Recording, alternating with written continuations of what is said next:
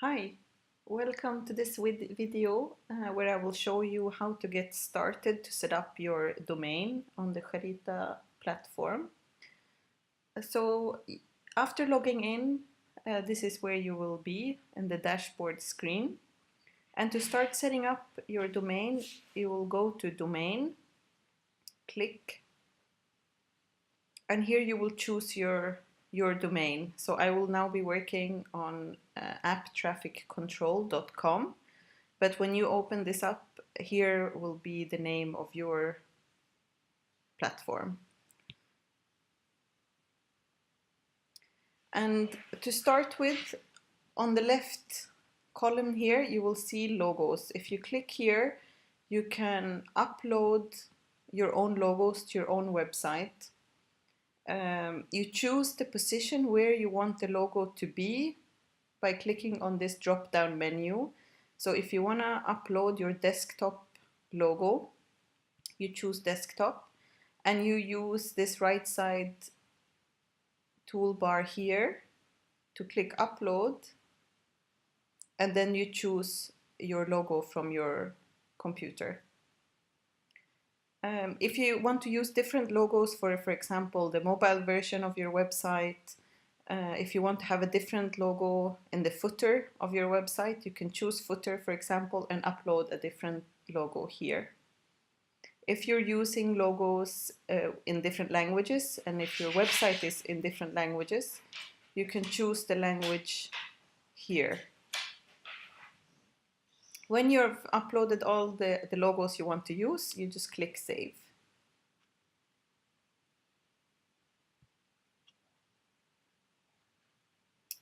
Then you can move back to Domains, which is here on the right corner, left corner. And in the Site tab, you can start to fill in information about your platform. The name of your platform, such as, for example, apptrafficcontrol.com, will already be there. This is something that Harassmap sets up already when your platform is configured with the Charita platform. The name of your website will also be here already, and the email address from which email notifications are sent to, for example, new users who sign up to your platform. But below here, you can start to customize your platform the way you want. The time zone, you can choose your time zone from a long list right here. You can choose the default language of your platform, which will be the language that your platform opens up in the first time somebody goes to it. If you're only using one language for your platform, obviously this will be it, but sometimes platforms are in different languages, and then it will be nice for you to be able to choose which one will be the default. Then users can always change it manually. On the right here, you can choose which languages you want to be enabled on your platform. So for example, if you're only using English, then that will be enough. If you're using other languages, for example, French, you can add French. Below here, you can choose if you want to enable incident reporting on your website or enable intervention reporting. So these are the two types of reports that you can choose to collect on your website. So I will show you here. On Harassmap, we're using the incident reporting and the intervention reporting. But you can choose to only use, for example, one type of report, which would be, for example, the report an incident option, which of course you can also customize to be called something else, whatever you are collecting reports on. Below here, you can choose whether or not you want descriptions to require approval. And the descriptions here are the descriptions that people submit with their reports. So for example, in a report submitted to Harassmap, we have chosen to enable the option so that we will always edit the report descriptions before they come in. So when this is enabled, before the report descriptions are edited or checked by you, there will be a text such as this one instead of the original report.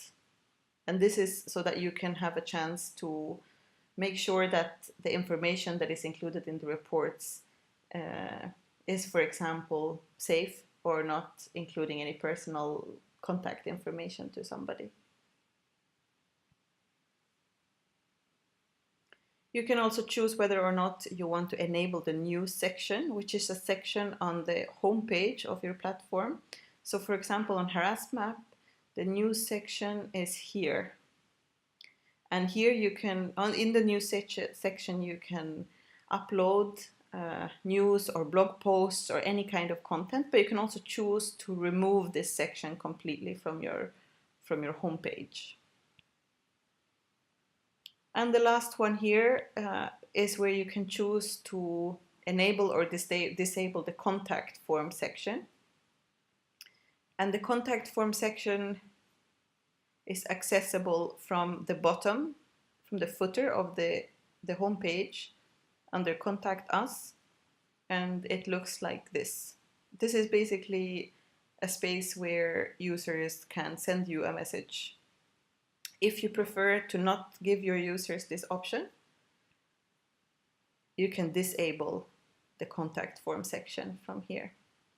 When you're done, you save. In the tabs up here at the top, you can continue to customize and fill in information about your platform.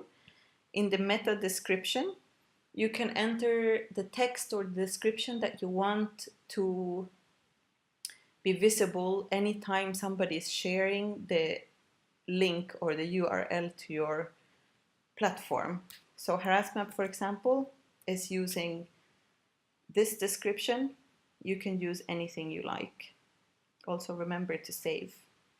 In the map tab, you choose the location where you want your map on the home page to zoom into. So HarassMap is zoomed into Egypt, and Cairo is kind of in the center here. But you can choose any location you like. You just enter the latitude and the longitude, and the map will automatically zoom into that location. You can choose the colors for the map pins here, and you can also choose the degree of the zoom that you want your map to be zoomed into. Under the social tab, you enter information about your social media channels. So your Facebook app ID is along its numbers. You can enter them here once you have set up your Facebook app. In the Twitter message section, you can enter the default message for Twitter that users will see when they use the share button. So an example of that is here.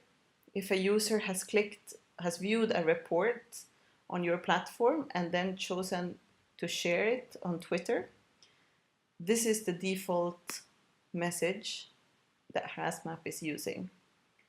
You can use anything that will suit your work better. In the Facebook, Twitter, and then the rest of the columns here, you can enter the URL or the link to your Facebook page. In the Analytics tab, you can enter the Google Analytics key that will allow Google Analytics to follow the activity on your platform, and this will be very valuable for you later when you want to analyze how your platform is doing. The Google Analytics key is a key that usually contains both numbers and letters. In the colors section, you can choose the colors for your platform, and you can use the setup manual where there is sort of a map of the different sections of your platform what they're called. That will help you to navigate this toolbar here, to know exactly which sections are listed here. And you choose the color that you like for each section. And at the bottom, you press save. If you want to reset all colors to the default, which is the same colors that HarassMap is using, you tick this box. And finally, the MailChimp tab at the top here is if you want to connect your platform to MailChimp to be able to send out emails and messages, and also to allow your users to sign up for your, for example, newsletters directly from your platform.